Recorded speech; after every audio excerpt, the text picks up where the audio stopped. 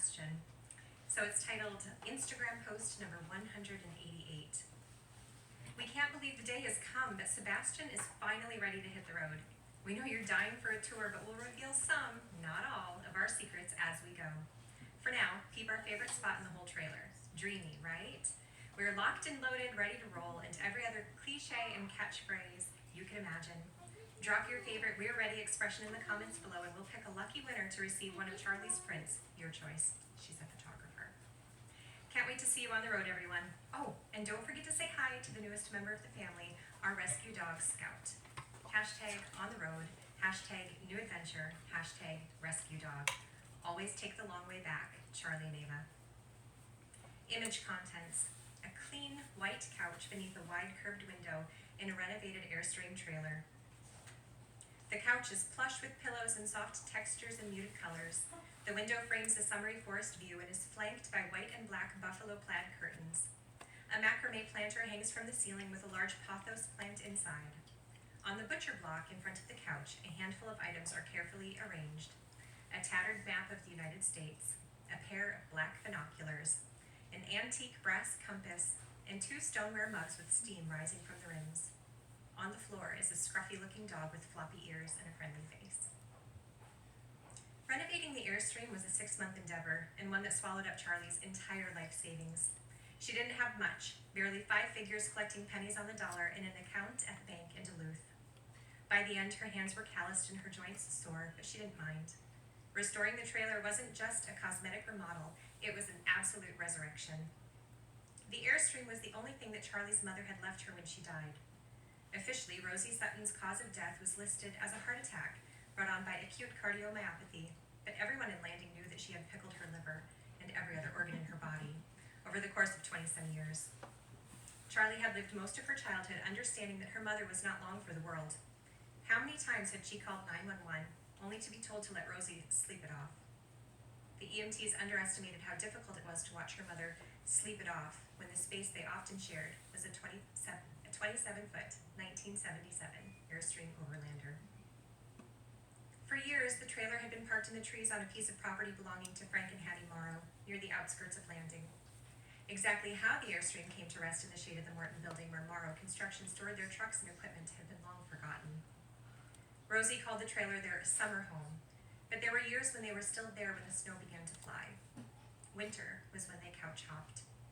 One of Rosie's friends would put them up for a month, a new boyfriend for 2, or if they were really lucky, 3. A homeless shelter in Duluth was good for a while when they were in between, and then the revolving doors of tolerant acquaintances would swing open and closed all over again.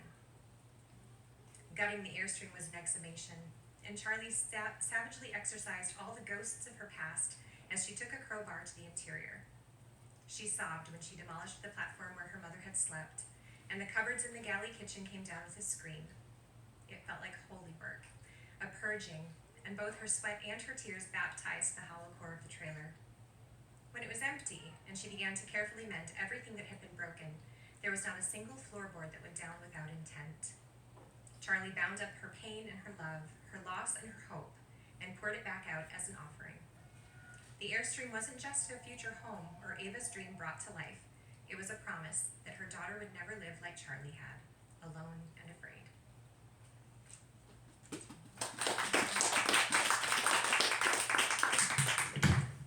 see if we can get this out. There we go. Magic. It really is. We do books, not technology here. Yes, we do.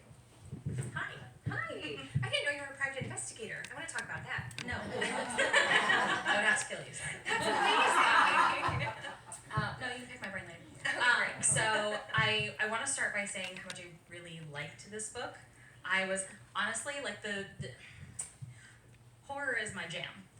But when I come across a really good mystery that I can fall into, which is something that I did here, especially as a mom of teenagers, I was sucked in from the very beginning. I really, really enjoyed it. With this book, there is an incredible amount to unpack. I don't know if we have all night to do it, but I do kind of want to start with the obvious that this is, about social media, dangers of social media, how you can get sucked into it, how your kids can get sucked into it.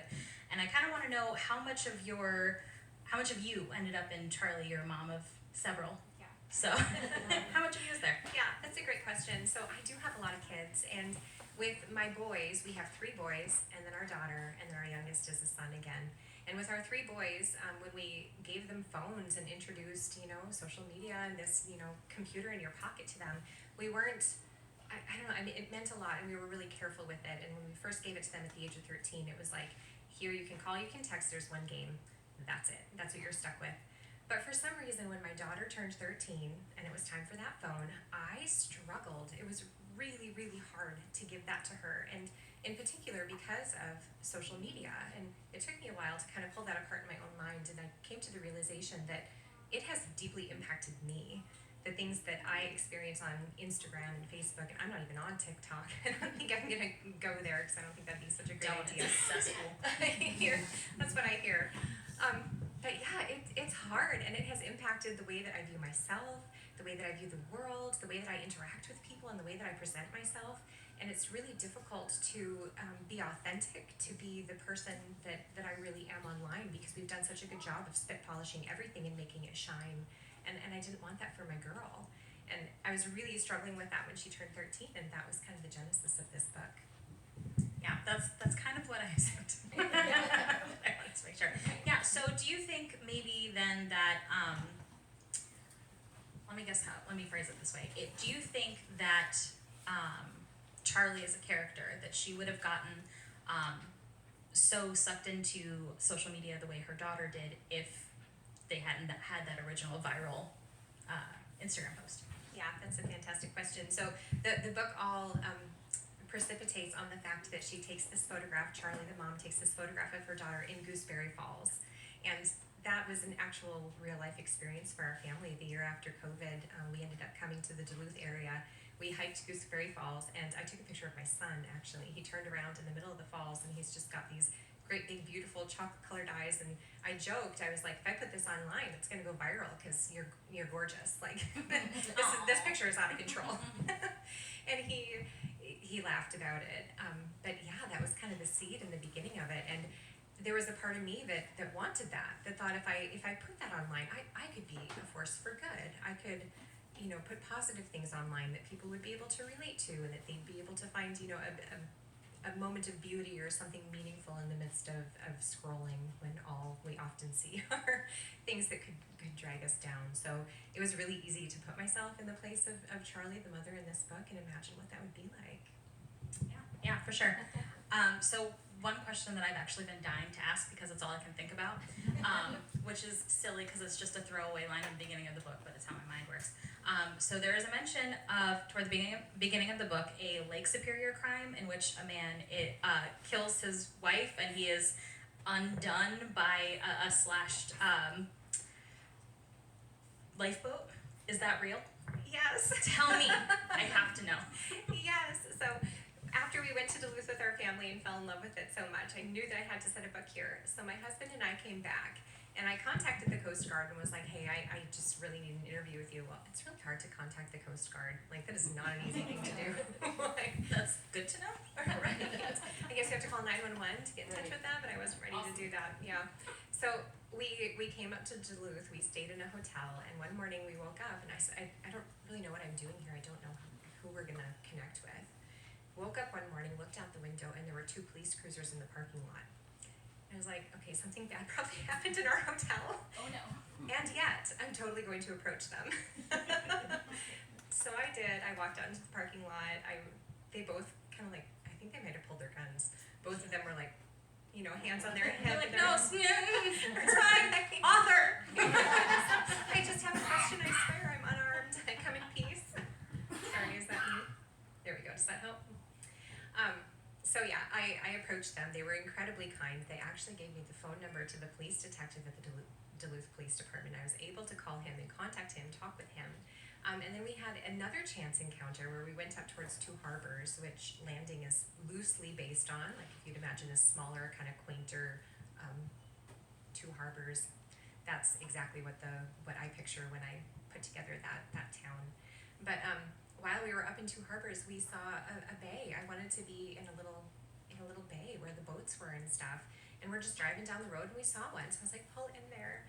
And sure enough, there's people like on the docks in their boats. They let us climb in their boats. They let me, I know, they were so sweet. Wow. It was so cool. But we just got to chatting and we were probably there for a couple of hours and they were like, yeah, did you hear about that story about that guy that totally killed his wife? No, I have not. No. They're like, yeah, he said that she went overboard in the blow up the lifeboat. Sorry, I couldn't think of the word there. Yeah, she went overboard in the lifeboat. That's a hard thing to say. And they ended up finding the lifeboat and there were slash marks all through it. He had cut it to shreds and she drowned. Right? I know. So it is totally based on a true story. That's really awesome, actually. I did not experience any of that. I also went up to Two Harbors to do an inspiration trip, but for my book instead. Cape Disappointment, and my first book is based on Two Harbors as well. So that's really cool. So when I was reading this, I could not help but think, because I'm a huge true crime junkie for better or worse, I could not stop thinking about Gabby Petito, and I know it is totally different. It's not, mother and daughter, it's more, girlfriend, boyfriend situation. But thinking about that and thinking about Charlie and Ava and van life, it has become a hugely popular thing to do now. Do you have any insight as to why you think that is? I thought I was so unique. I couldn't wait for this book to come out because I'm like, nobody's done anything like this yet. And oh my goodness, the market is glutted with books about, the wide open road and van life and adventure. And the only thing that I can imagine is that we were all stuck inside during COVID. And it's just so amazing to think of the freedom of being outside and out on the road. But I know that this is just one of many.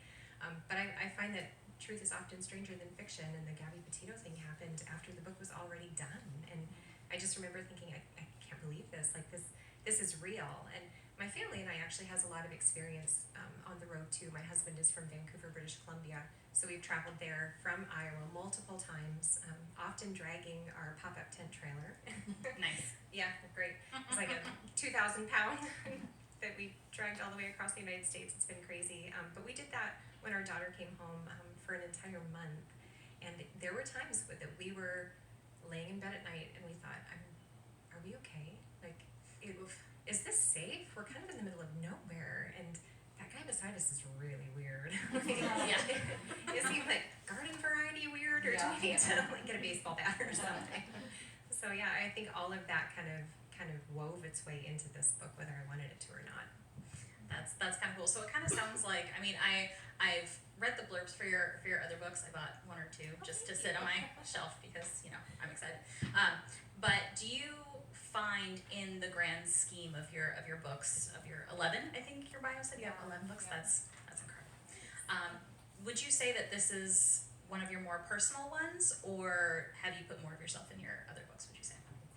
This one is incredibly personal to me because it mimics our travels and the path that we've taken. And it was so fun to write the Instagram posts and all the places that Charlie and Ava visit, because every place that they visit is a place that we've been.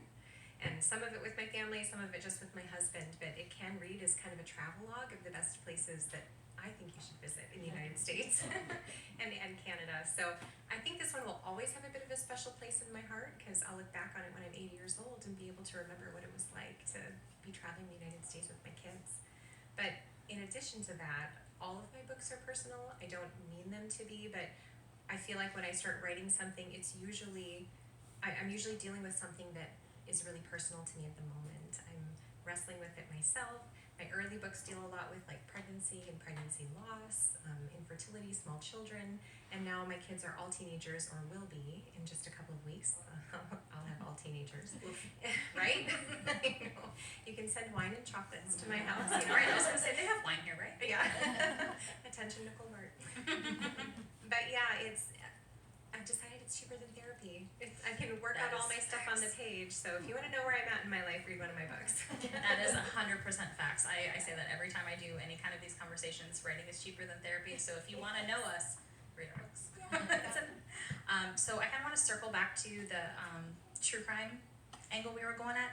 I kind of want your opinion on the true crime kind of obsession that our society has, and how do you consume true crime media? Do you enjoy it? Like what are your thoughts on that?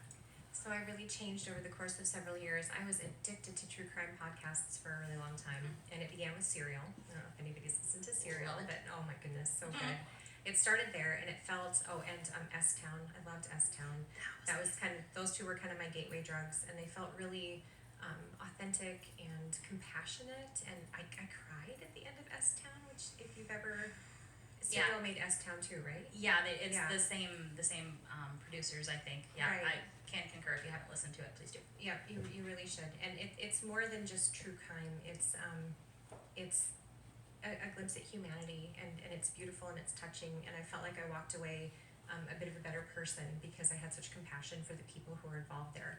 Well, from that, I ended up listening to honestly some pretty trashy garbage true crime stuff that's very exploitative and doesn't really care so much about the victims as it does about like what happened to them and how salacious it is. And I kind of consumed that without really thinking about it.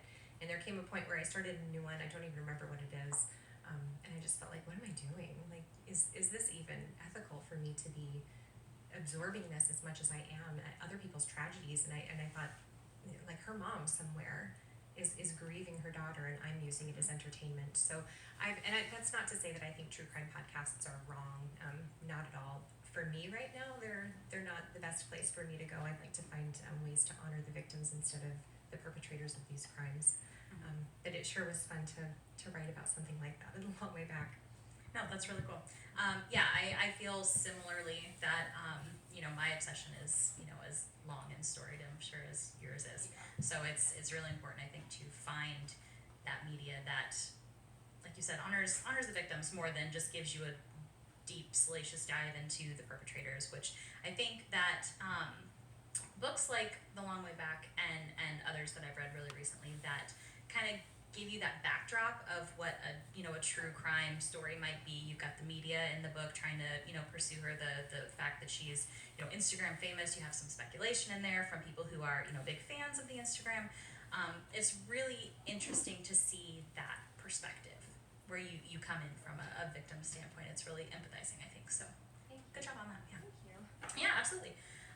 So kind of along that line, I think this book is on so many levels about survival in a physical and emotional sort of sense. Was there any point in writing this book that you thought maybe you had gone too far, that there's no way they're going to get out of this? Yeah, okay, so there's a huge twist in this book, and we can't talk about it because I'd have to kill you. Correct. No. I've been given strict instructions. It's been hard for my publishing house to market it because it when you read the book, I hope you pick it up, I hope you read it. It is kind of two different things. The first part is a mother-daughter story, and this mother, Charlie, is just wrestling with where is my daughter and what happened, and did I have anything to do with this? Did I put my child in a precarious situation by putting her whole life online, even though I tried to take the steps to protect her that I could. And then the second part of the book is told from Ava's perspective, and within a couple of minutes you know what happened, but you don't know why it happened. And once you get into the why, I think that it's shocking. You won't be able to predict it. You definitely will not. You won't. No. And it works. It works so perfectly in my mind, and there's kind of three reasons for it. I told you about my daughter getting her phone when she was 13 years old. That was one of the precipitating incidents that made this book happen. The second thing that happened was 2020 and COVID, and all of a sudden here I was stuck in my house, literally, with my 5 kids around the kitchen table, each of them with a device, and our world went from in real life, IRL, to online, 100%. And it didn't take me very long to realize that this was affecting them in a lot of ways. I mean, obviously it was affecting their physical bodies, it was affecting the way that they felt about themselves. They fell into depression really quickly. But one of the insidious things that happened that I realized pretty quickly on is they were impacted by the things that they were seeing. And one of my teenage sons would be like, "Oh, Mom, did you know that this is happening?" I'm like, "Oh, hun, that's ridiculous. That's not even true. Where did you see that?" "Oh, I saw it on TikTok." Well, TikTok is real, bud, and we started to have these conversations. So you take social media, you take that, and then you take our trip to Duluth, and those three things, if you put those in your mind, it will make perfect sense. No, that makes sense. It actually kind of answers one of my other questions is that I wondered why this story had so much potential to be very micro, that it could have just been Charlie and Ava and the struggle that they've had, or the way they argue over whether or not to, go back on the road, or Ava's life after Instagram. You had an opportunity to make it just very tight, but you didn't. You went really macro with this book without being like spoilery. You went big with it, and that, would you say that that's fair, that because you were so isolated with COVID and everything else, that you just needed to kind of big? Yeah, I had fun with this book. I think my books are much more often micro. That's a really good way to put it. I'm totally gonna start using that. Do it. Thanks. But yeah, I tend to focus in on relationships, on people, and it is really domestic and often very small, and this is not that. And yeah, a lot of it had to do with what I just explained, but also I just had so much fun writing this book. And I asked myself the question, okay, she goes missing. I know that Ava goes missing. Well, what happened to her? We've got a couple things that can happen with a missing person. They are murdered, they are kidnapped, they are lost. Those are your options. Just kidding, they're not. I have another one. But it was fun to take kind of all the shackles off and write whatever I wanted to. And I just had a blast writing this book. I hope that it's really fun to read. No, you can tell. I could tell in places where you just kind of went a little, I don't know if you went off book, like what you totally planned, and you're just like, I'm just going with it. And we're going to see what happens, and it turned out really great. So, yeah, you did a great job. They tell you to damn your characters. I did that well. Yeah, no, I mean, I've got my daughters are both my daughter and my son are both in Florida now for visiting family and all that, and so I'm not in constant contact with them. Reading this book in this time when my children are not near me, I was like, this is hurting me deeply. No, don't be. That's what it's supposed to do. It's fine. I did want to mention something that's not, or address something that's not necessarily in the text of the book, of the story, but is in your author note. And you mentioned that you wanted the reader to have empathy for all of your characters, regardless of what their beliefs appeared to be on the page. So I was hoping you can kind of talk to that a little bit. It's a bit of a hard one for me, but I think that we find ourselves in a moment in American history and maybe even global history where we are so divided, and as long as we continue to point fingers at each other and blame each other, and that's not to say that there aren't things that deserve repercussions, that there aren't people who need to be held accountable for their actions and their words. I believe that deeply, but I also want to ask the question, I don't remember who said that, what happened to you? Somebody wrote that book, what happened to you? Mm-hmm. And I want to ask that question more than I say, you're evil, I hate you, you're a terrible person, you should be condemned to hell. Well, let's ask the question, where did this come from? Because it came from somewhere. Like every negative emotion we have, every acting out that we do against other people comes from somewhere. And I want to ask that question. And that's not to say that everybody shouldn't be held accountable for their actions, because we should. But I really hope that at the end of the book, you can look at people in your own life that believe differently from you and say, I disagree with you, I think you're wrong, but I'm listening. Like, what do you have to say to me that might help me understand a little bit about who you are and where you're coming from?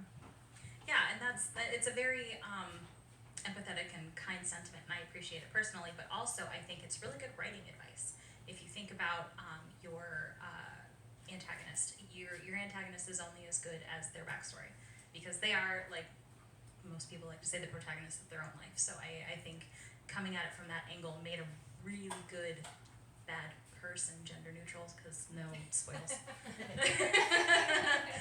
So yeah, I think that went a really long way to giving you a really good book, not just trying to be kind. So yeah, for sure.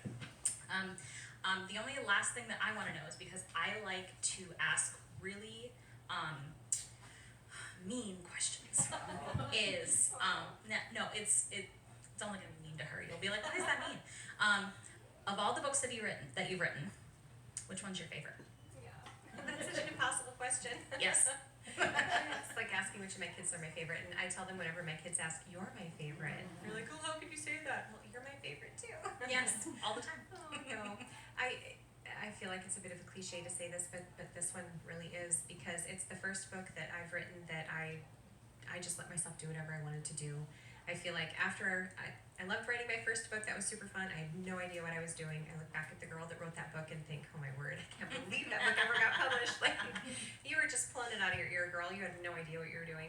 And I'm obviously much more mature in my writing now and my understanding of how to craft a story. But this one was just pure fun, and I let myself do what I wanted to do, so it was a joyful experience, and that's not always the case. Yeah, if you do any sort of writing, I think you know that it can often be really painful and really, really hard work, and that's not to say that this wasn't painful or hard work, but it was just so much fun. So when I think back on this book, I know that I'm just going to have happy memories, so That's awesome. yeah, it's my favorite. Very cool. And I knew she was gonna say that. So then, what are you working on now? What's next? Yeah, so I'm writing a new book. It's called A Theory of Infinite Worlds, and I'm super excited about it. It reminds me a little bit of like Once There Were Wolves, if you've read that book. That is a good one. It's a little bit darker than anything I've ever written before. Perfect. Right. But my husband and I used to live in Vancouver, British Columbia, or in a suburb of that area, and fell in love with camping and just being outside in the mountains. So it's set in the Pacific Northwest in the Cascades, and it's about a woman who moves there with her new husband. She's 40, she's newly married, never been married before, deeply in love, and they arrive in the mountains, and he leaves her in a very precarious situation. That. It hurts. So good. That's gonna be great. Wow, way to call him out. Right near the microphone too. That's cool. I like it. Okay, so those are all the questions that I had. Yeah, my pleasure. So I think we'll just open it up to audience questions. If anyone has questions or comments, or appreciate it as well, because I will always have a rebuttal. I'm sure she will too. I do have to say, nobody has ever asked me these questions before. You're an amazing interviewer. Thank you. Yeah. Thank you. I appreciate it. No, it's so much easier to be in this seat. Because then I'm like, oh, I can just ask the fun stuff. I don't have to worry about anything. It's great. So I will always be the interviewer. Always. So yeah, any questions? If you don't have one, I'll pick on you. Yes, Josh. So we were talking about phones and social media, and it seems like when all of our lives are online and our phones track our every movement, it's hard to develop a sense of mystery in your books when you're writing. Did you struggle with that in this book? Like, how do you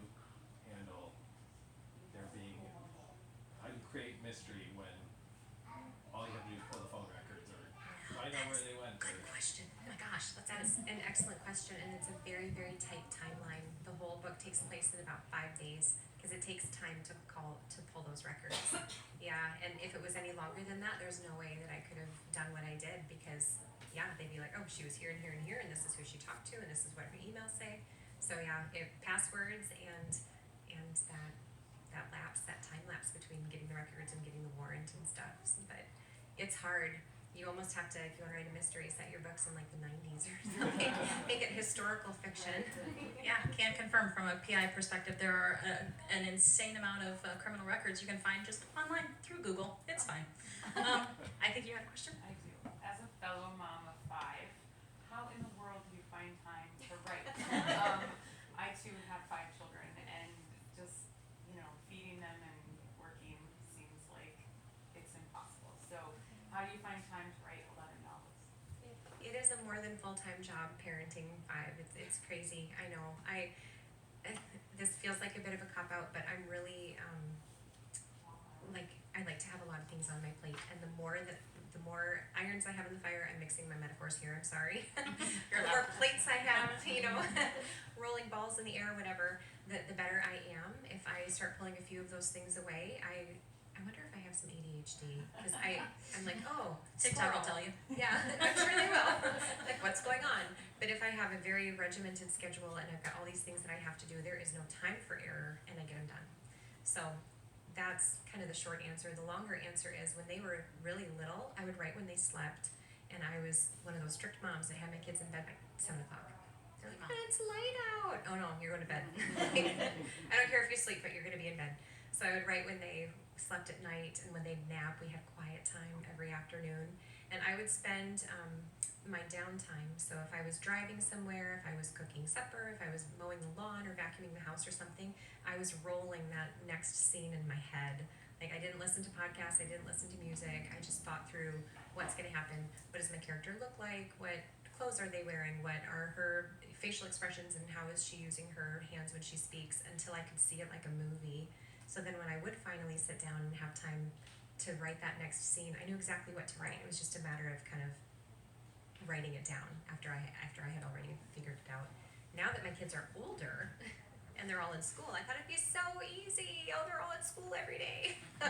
It's worse. I forgot my trombone. Oh, exactly. Yes.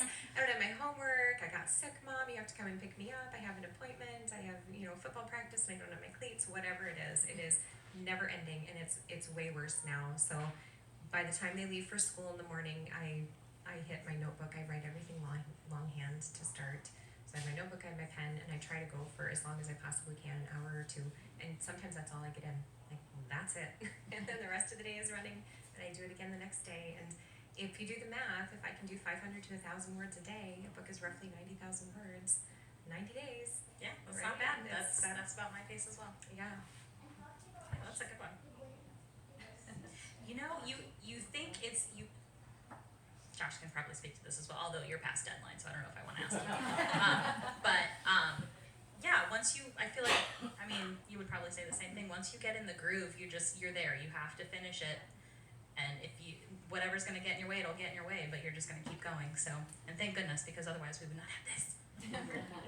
Well, and at the end of the book, sometimes I'm at the point where I'm like, I think that ADHD or whatever it is coming through, and I'm like, oh wait, you have to eat? There's no food in the house? I'm sorry. And then my husband says, go away.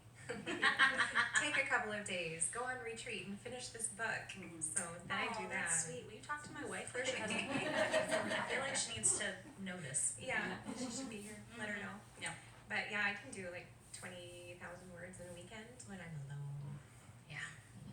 Well, because then the guilt comes in, because you're like, this is why I'm here. If I don't do this, Yeah. this was an absolute waste and I'm a horrible human. That's how I work. Yeah.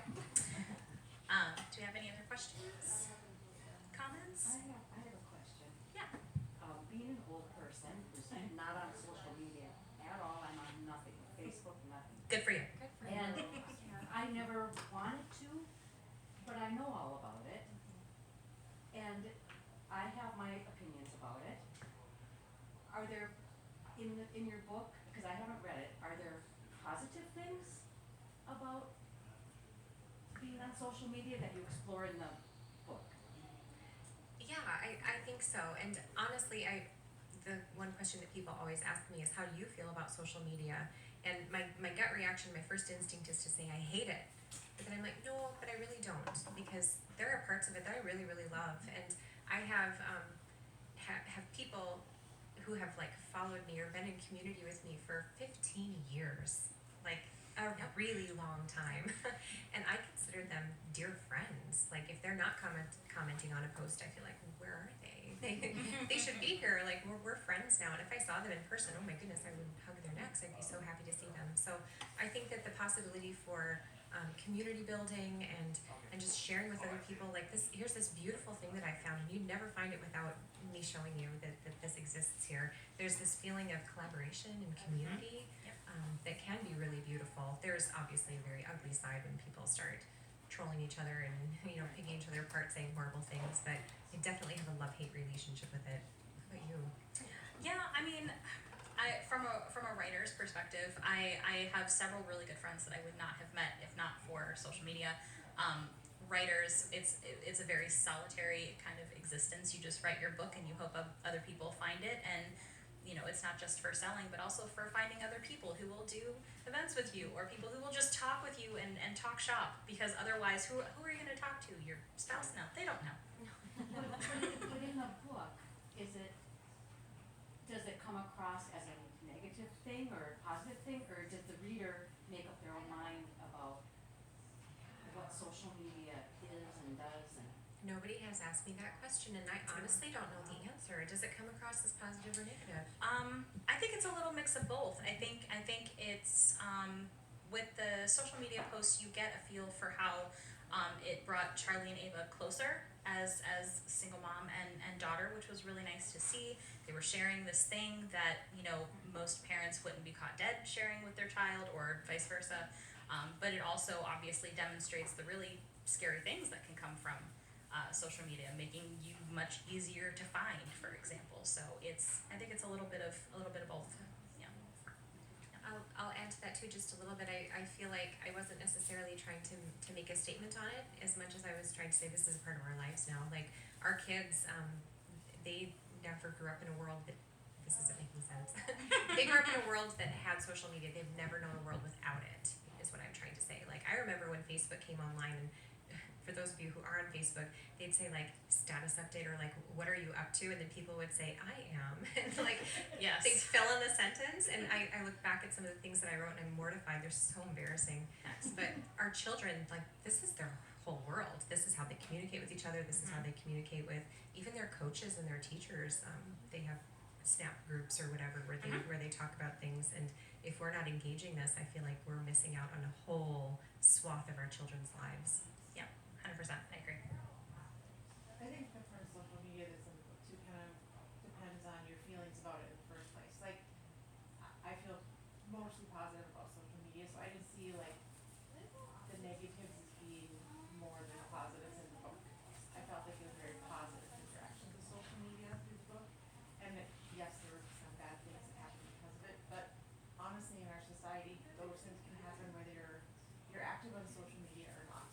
So it is an aspect of life, but anyone can go and like look up your address and find it in Google. And you know, it's not like you have to be on social media. You're not safe anywhere really. Wow, way to bring the party down.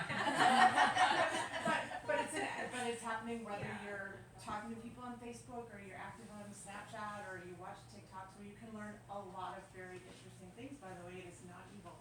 But I think a lot of it just depends on your perspective and how you interact with it. If you don't interact with it, then it can be seen as a very scary thing. But if you're in it, you can find more positives.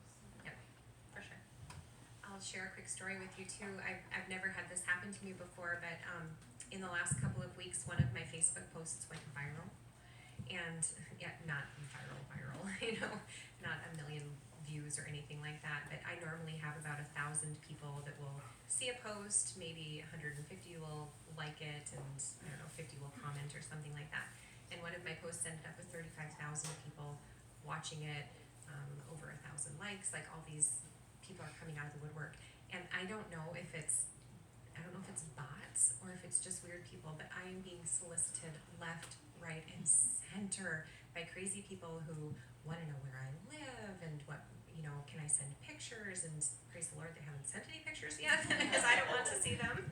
But I'm going through this little, I don't know what to do with this, and I've never personally experienced that negative aspect of it before, and I'm kind of at the point where I'm like, do I just shut it down for a while because I don't know how to make it stop. So there are scary aspects that I didn't really even deal with in the book. Yeah, well, I mean, I always try to take a positive spin. That's how you know you've made it. When people are trying to ruin you, it's fine. Do we have anything else? We good? I know I've turned her completely off of social media. No, I was just curious, that's all. Yeah. Yes? No? Speak now, forever hold your peace. All right. Well, I really appreciate Nicole asking me to do this with her. This was really fun. It's a really good book. If you don't have it already, please pick it up, especially from this lovely store here. It's my favorite. I'm here once a month, it feels like, so it's really great. So thank you so much for coming. Oh, thank you.